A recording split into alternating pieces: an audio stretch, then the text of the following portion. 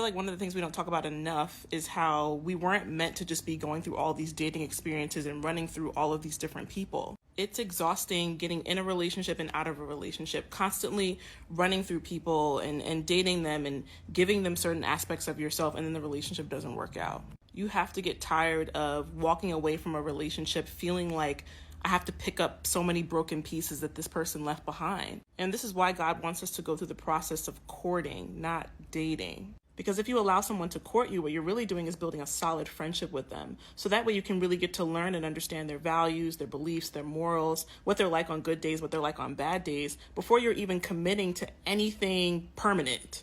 And by removing all of these things that the world encourages and being able to say, okay, I'm going to do it God's way so that I can confidently see who this person is without having to second guess, without having to manipulate or go through all these holes, I can confidently discern if God is calling me to this person. And if I spend the time that I need to be spending in my single season discovering who I am, discovering my purpose, I can also then clearly see if this person complements that. And I think we really have to ask ourselves, all this dating that I'm doing, am I really allowing God to nurture who he's called me to be in my single season before I'm trying to figure out, am I a match to somebody else? So now the dating scene is suddenly a mess, and the same voices who spent years saying the bar is in hell are staring at an empty room wondering where everybody went. For a decade the message was loud. Men are replaceable, relationships are optional, standards are sky high, and commitment is suspicious. Fast forward to today and plot twist, people are burnt out, disconnected, and exhausted by a dating culture that feels like a never-ending audition. I don't know who needs to hear this, but if you don't change your actions and do the work yourself and wonder why you're in these type of toxic relationships, you'll always run into the same person over and over, just different fonts of the same person. And I know from experience, if you're not doing the work to heal yourself, to get around better people that are good for your nervous system, and you're used to the toxicity, you'll forever run into the same person.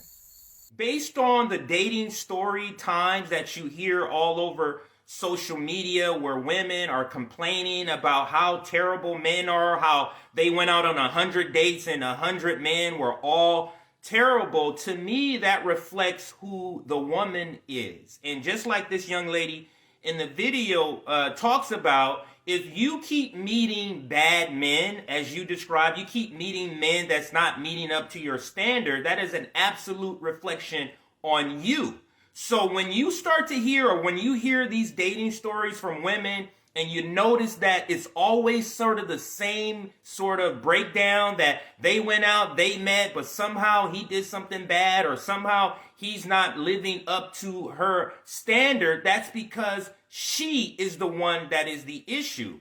Women with issues are only going to attract these men. Women without issues attract the good men. So if you keep finding yourself in a cycle of the same type of man with some of the same type of traits, that means it's you.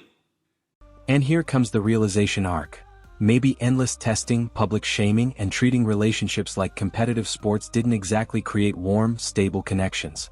Maybe turning every disagreement into a viral TikTok story didn't build trust. Maybe calling every average guy low value encouraged those same guys to stop showing up. The reason why the dating pool is so trash is because of us. The women, I'm gonna explain. Women are so brainwashed that if you're single and that you're not committed or have a ring on your finger, that you could talk to whoever you want to talk to. You could date who you want to date. You can have sex with who you want to have sex with. We're brainwashed to think that. Listen, ladies, when I tell y'all, that's nasty. It says a lot about us as women if we feel like just because we're not in a committed relationship that we could do whatever the fuck we want. Why is it that what we want is to be outside? Why is it that what we want is to have a roster? That's a problem. And then y'all wonder why men treat us how they treat us is because we treat ourselves like this. Okay, I am the problem. I went on a date with this guy and he was like, it's getting late. Do you want to come back to my place? And I was like, sure, but I'm not going to sleep with you. Like, that's not happening. And he was like, that's totally fine. Just come over. Go to his place. He respects my wishes. He's so nice. He cuddles me all night. And I'm like, are you gay? I just wanted him to like try. And then for me to be like, no. You know what I mean? I wasn't going to sleep with him. Now I feel ugly. This is what... But instead of calm reflection, the internet rolls out the dramatic confession videos. Wow, dating is broken. as if it just fell from the sky overnight. No mention of the years spent normalizing ghosting as empowerment, mocking vulnerability as weakness, or treating effort like the bare minimum while expectations climbed into orbit. Ladies, you ruined it for yourselves. You Promise? really ruined it for yourselves. Guys aren't asking you out because they're waiting for you to ask them out. That's the majority of men these days. They're like, you know what? I'm not going to ask a woman out. For what? So she could emasculate me, make me feel like crap, call me a creeper, say that I'm creepy, say that I'm all up in her DMs and that I'm crushing on her, and make me feel like crap just for showing her interest. What man is going to want to deal with that? Stop being so bitchy. Open your heart. Open your mind. Be kind. Even if you're going to reject somebody, do it in a gracious way. It really grinds my gears when I hear a woman regurgitating fragile masculinity, but I digress. I find it so funny when people act like women are out here just verbally assaulting any man that dares to look in their direction when most women are afraid to reject the men that make them uncomfortable. But what I really find amazing is that these people can't tell the difference between a compliment and harassment, because there's a huge difference between initiating a conversation and being a creep. Women are not emasculating men by expecting them to be kind, respectful, and take no for an answer. And if you think otherwise, then you need to seriously re-examine what masculinity means to you.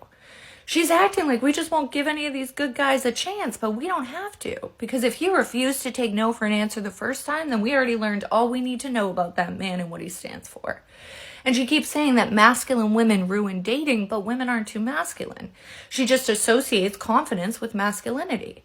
As women, we're told that catering to other people's feelings at our own expense is the feminine thing to do. And they associate passiveness with femininity because it's easier to prey on a passive woman. But this shift that she's referring to in women just means that they now have to earn our attention rather than demand it. But that didn't ruin dating. It just changed the way we respond to men feeling entitled to women's bodies. Prioritizing your own personal safety over someone else's feelings is not masculine. So she can sit here and tell women to stop being bitchy and start being kind, but you cannot expect someone to reject you graciously if you don't give them the room to reject you with grace. Meanwhile, men adapted the only way markets adapt. They pulled back, focused on themselves, traveled, or just opted out of the chaos entirely. And now that the dance floor looks emptier, suddenly cooperation sounds more appealing than competition. Funny how respect, appreciation, and basic kindness start trending again when silence replaces attention. You have to spoon feed things to people on this app. You have to explicitly say everything you believe and explicitly say everything you don't believe on this app. Women chronically feel like we don't have any agency because of the way we're treated. And I'm pointing out a way in which we do have agency, which is properly vetting partners. I'm encouraging women to make good decisions for themselves, not because it's their fault if they're treated poorly, but quite literally because it's not their fault, so they should leave. If I was saying that it was their fault, then wouldn't I be saying that they should stay and just change their behavior? It's nobody's fault if their partner treats them badly. Dating is terrible and it's all women's fault. Here's why. Now, first of all, I am in a relationship. A good one, finally. But when I was single, oh my God, that dating field was terrible. Especially for a nice guy. I'm a nice guy. I can't help it. It's how I was raised. I try to be a bad boy. It does not work for me. That is not who I am. Women want Mr. Wrong to be Mr. Right, which is a terrible way of thinking, because men, we already figured this out. We already have the slogan, you can't turn a hoe into a housewife. Women, y'all need to get the same slogan. I already got a song about it, can't change a man, you can't. We already figured it out. When I was trying to date for like 10 years, the only time I would have luck is when I was in a terrible position. Like I was like selling drugs or on drugs or broke and using women. That's when they wanted me. But when I got my life together, and got custody of my kid, listen, then I became you're a good guy. I'll pass. Like I was getting ghosted by women for just being polite, because it was giving off too nice. There was this one chick I was talking to, and we were F buddies, and that's all I thought it was. I was not interested. I was actually scared that she was going to think it was something more. She stopped talking to me because she thought I was falling for her because I let her use my car. Now, apparently that's nice guy energy. That's what it is. You guys aren't attracted to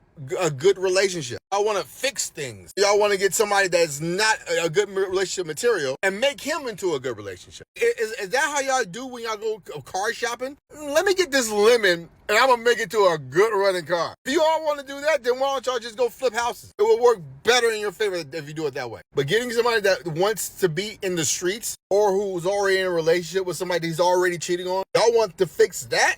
That's crazy. There are some good women out here. Y'all see that shit too. Of course, the truth nobody wants to say is that the mess isn't all one side's fault, because messy cultures are built by everyone playing the same toxic game. But online discourse loves a villain, and nothing gets clicks like a dramatic, "we were wrong" moment wrapped in denial and sarcasm.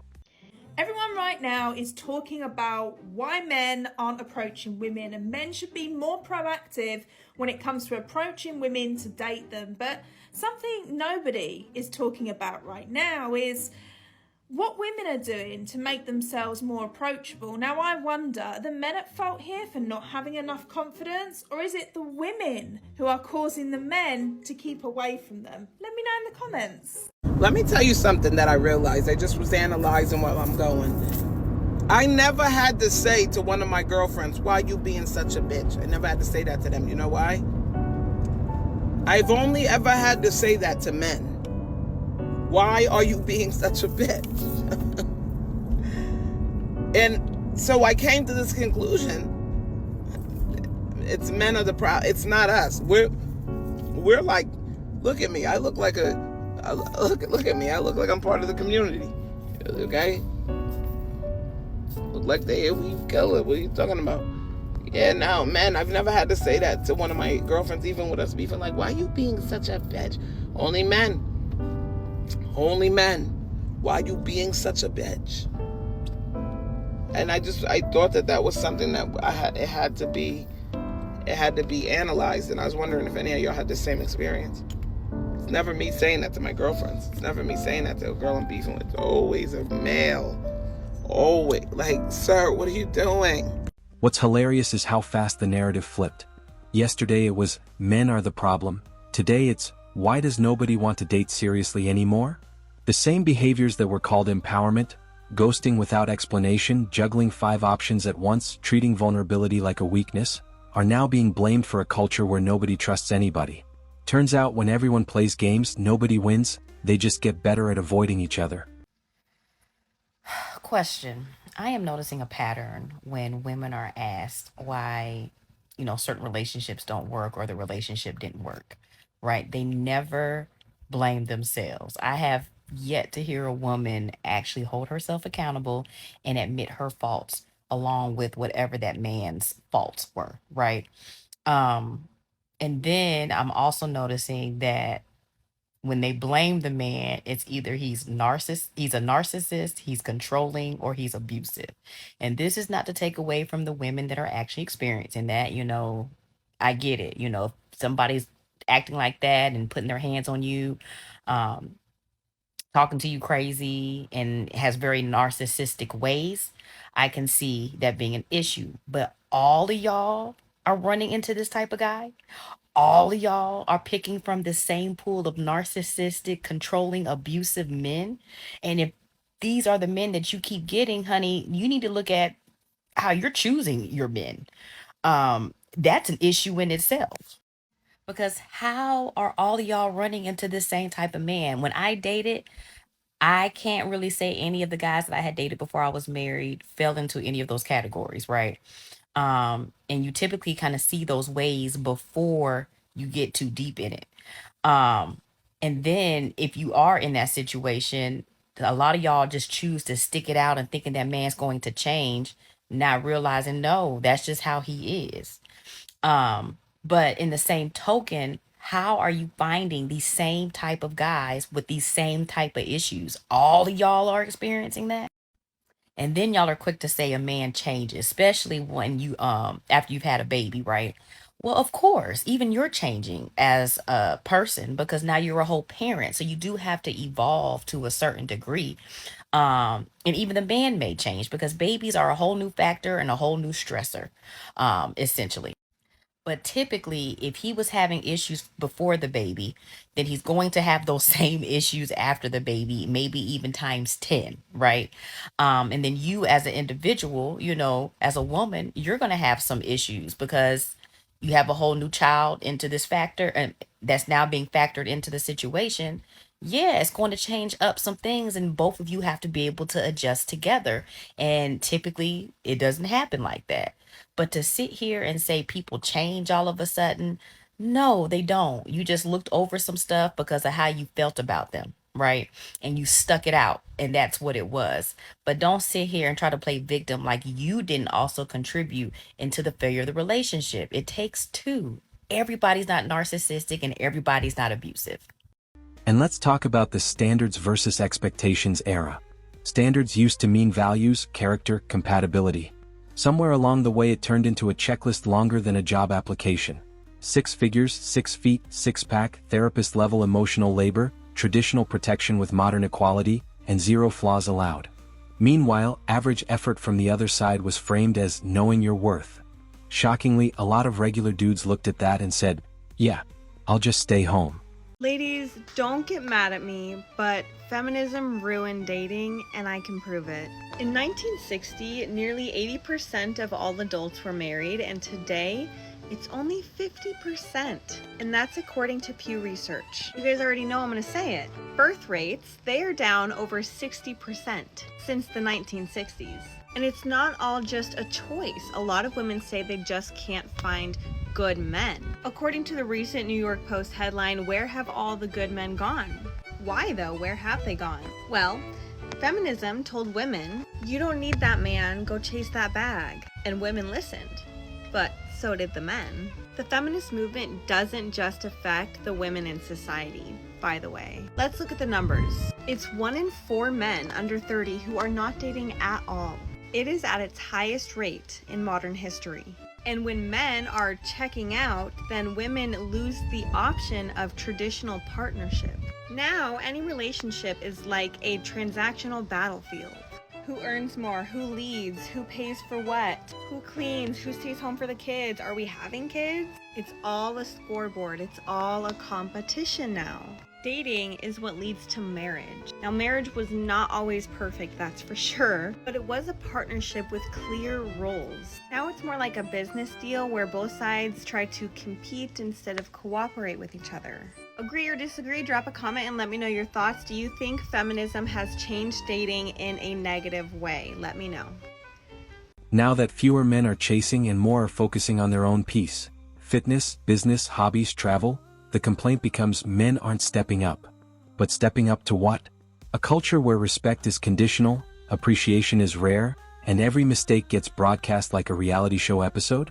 People don't walk away from good deals, they walk away from constant stress disguised as romance. Let's be so for real, these men don't stand a chance in dating because women turn everything into a red flag. He didn't text back fast enough, red flag. He doesn't text enough, red flag. He doesn't call me enough, red flag. He fell asleep and took a nap and I didn't hear from him for 3 hours, red flag. He breathed the wrong way, red flag. He's existing, red flag. Everything is always something even when it's nothing. And when he says it's nothing, that's also a red flag because he's lying. You'll hear some dumb shit online about, oh, you can tell a man is toxic by the way he smiles, so now you're looking at your man based on some dumb shit that you saw on the internet, like, oh, he's smiling the wrong way, that means he doesn't like me.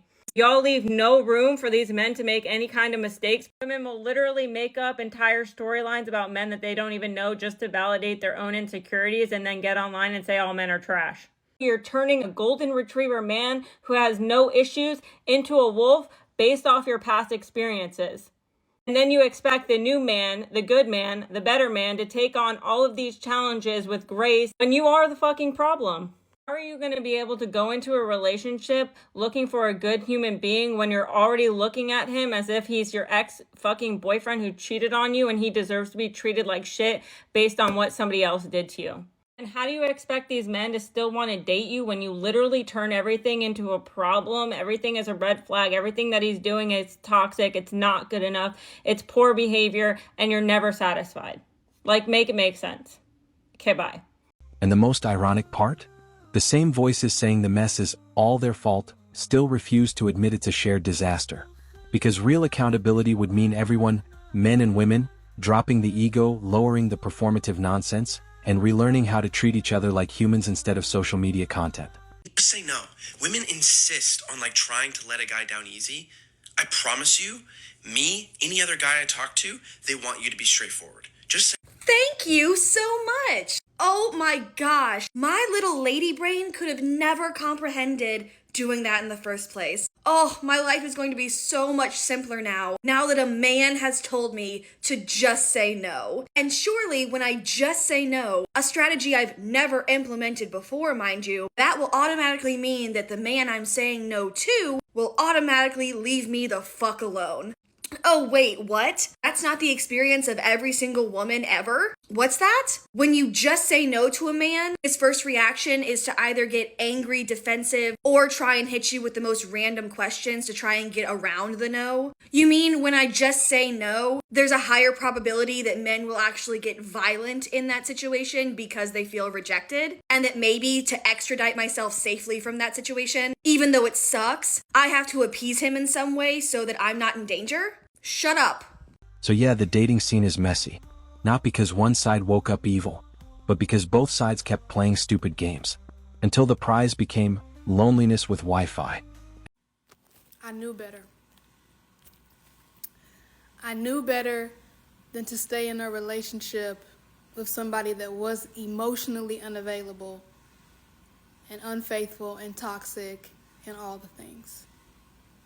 But I kept hearing in my mind that I let people go too soon, that I don't have high standards. And so I stayed telling myself that maybe I'll just give this person a chance. But then I ended up breaking my own heart because I didn't trust myself to make decisions.